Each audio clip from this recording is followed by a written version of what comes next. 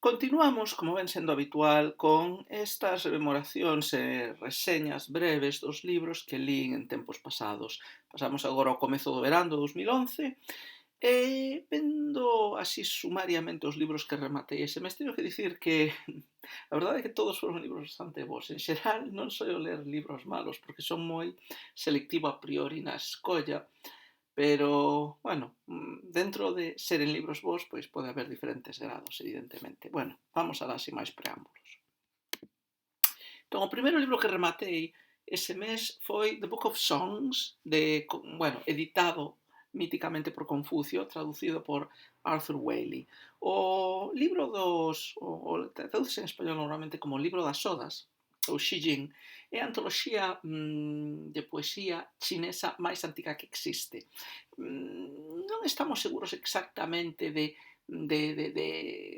dunha fecha pechada de composición para esta obra, que seguramente durante varios séculos foi unha colección, xa o di, libro de odas, de poesía cantada realmente, e polo tanto non fixada probablemente nun formato permanente, parte dunha tradición oral formulaica como os poemas homéricos, pero bueno, os poemas incluídos nesta antoloxía foron probablemente compostos nun arco que vai desde probablemente os comezos da dinastía Chou occidental, alrededor do ano 1000 a.C., e na súa forma máis actual probablemente pois na época de Confucio ou como moi tarde, 100 anos despois, o sea, falamos do século V ou IV antes de Cristo, foron finalmente compilados, postos por escrito e fixados no formato que teñen na actualidade. Entón, o libro das Odas é un libro moi importante non só literariamente, senón que era un dos clásicos confucianos, para os seguidores de Confucio representa un ideal moral e ético que seguir. É un libro de poemas así de poesía bastante popular, bastante folclórica, diríamos, aunque ten poemas así máis cortesáns, poemas máis así, himnos, poemas máis rituais, poemas da corte, pero tamén ten poemas de amor populares, non? Pero a escola confuciana reapropiouse estes textos moi antigos dicindo e reinterpretándoos, que eran textos que representaba moi ben como Confucio vía a poesía, como un mecanismo para facer críticas indirectas ao poder. Esa foi a interpretación que históricamente se fixo dos poemas do libro das Odas. Bueno, en todo caso, esta é a traducción de Arthur Waley, unha traducción moi lexible das diferentes que hai.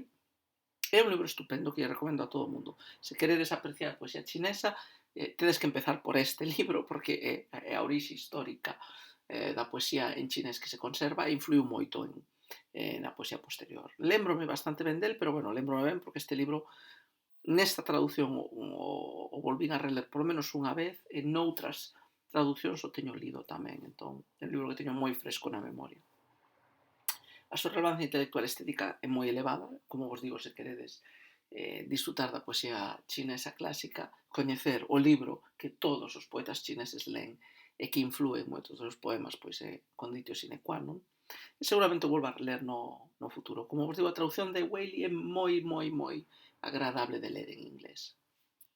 Waley é un gran traductor. Segundo libro, Chado, The Japanese Way of Tea, The Senshōshitsu. Este é parte dunha presada de libros sobre a ceremonia do té.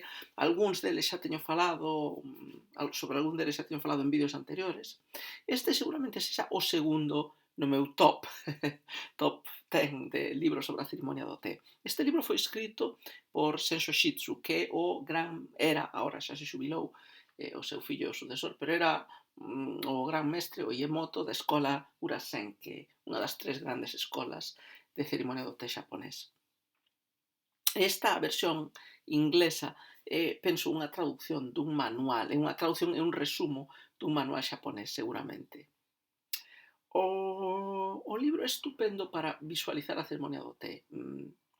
É un libro que ten moitas fotos en blanco e negro, entón este libro, o esencial do libro, ten unha parte moi bonita en cor ao principio, onde che pon algunhas das cerámicas e das comidas que se preparan para a ceremonia do té, pero o corazón deste libro explícache como é unha ceremonia do té habitual, como os teño comentado en outras ocasións, son moi teatrais, pois dicho os diferentes actos, pois a espera na entrada, o lavado de mans e paseo polo xardín, a entrada no pabillón do té, a introducción dos artefactos para a ceremonia, a comprobación do lume, a comprobación das cinzas do lume. É dicir, cada un destes episodios é como parte dunha obra de teatro ou dun ritual.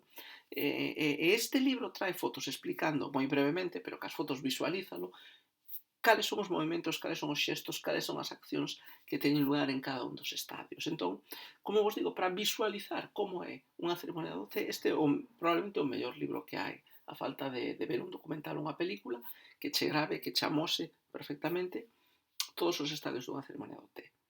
Entón, lembro moi ben del, probablemente o volva a reler no futuro. A súa relevancia intelectual diñe 4 de 5, podría ter dado 5 de 5, pero quizá me sería un poquinho menos porque é un libro moi pragmático, como vos digo, seguramente é unha adaptación dun libro de texto, porque a través das fotos visualiza a ceremonia do té, pero claro, non che dá moita información sobre o trasfondo cultural, histórico, sociolóxico da ceremonia do té. Iso dancho outros libros, incluído o número 1 do que seguramente falaremos o mes que ven ou o seguinte, non? O de Aniston. Pero excelente libro. Se queredes saber sobre a ceremonia do té, hai polo menos 2 ou 3 libros que deberíades consultar. Este é un deses 2 ou 3.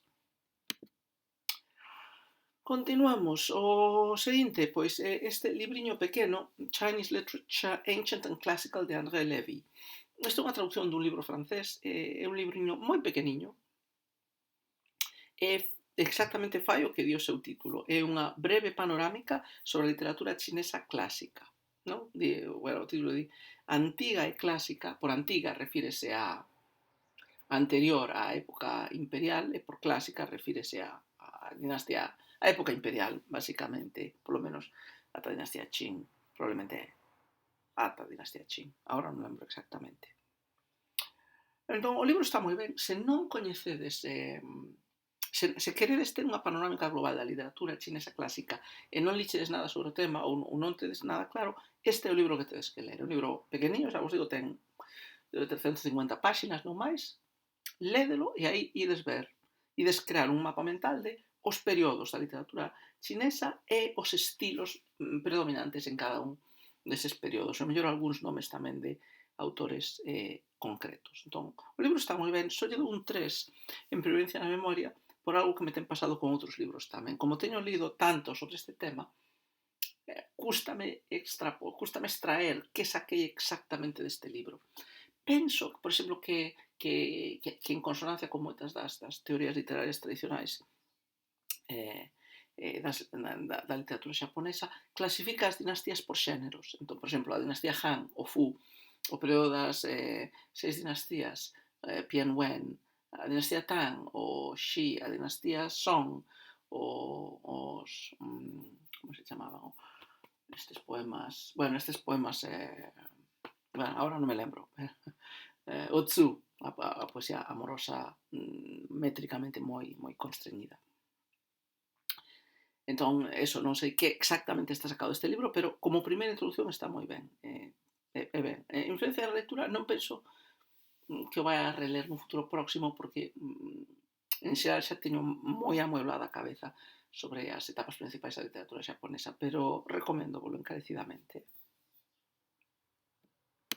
Cuarto libro foi Papaventos, de Xavier Queipo, nesa edición, concretamente tamén a da Biblioteca 120. Entón, eu penso que este libro foi un bo libro, pero teñemos que ser sincero.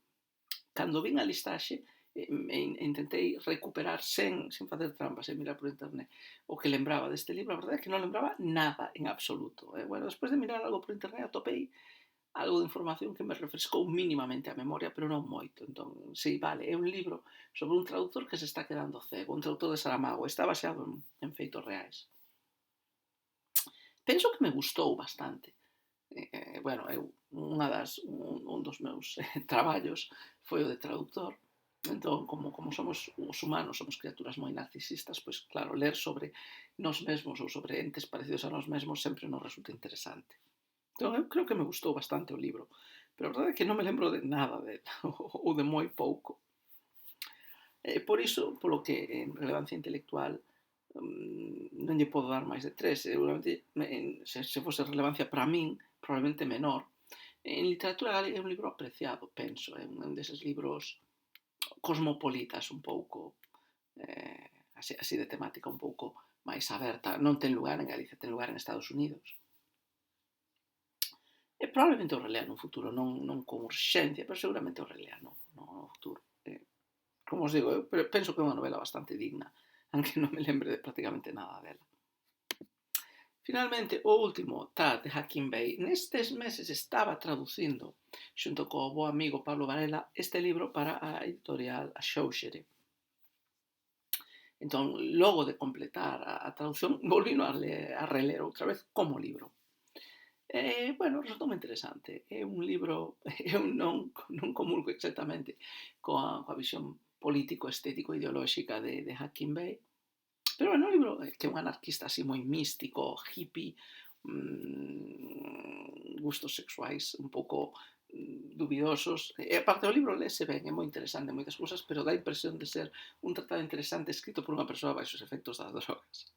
Entón, bueno, é un libro curioso, non vos levedes engano por todo o que acabo de dicir, porque sí, é un libro así psicodélico, extravagante, estrafalario, pero tamén é un libro que fai reflexións moi atinadas, moi sabias e moi intelixentes. Por eso, eu recomendo vos a súa lectura. Non? Penso que a súa relevancia intelectual estética polo menos 3 de 5, se non máis. É un libro necesario, que dirían algúns, non? Para visualizar espazos alternativos ao poder, como este se poden constituir, pero como tamén pola súa propia natureza son fuxidíos e nómadas. Lembro bastante del, obviamente, porque o traducín.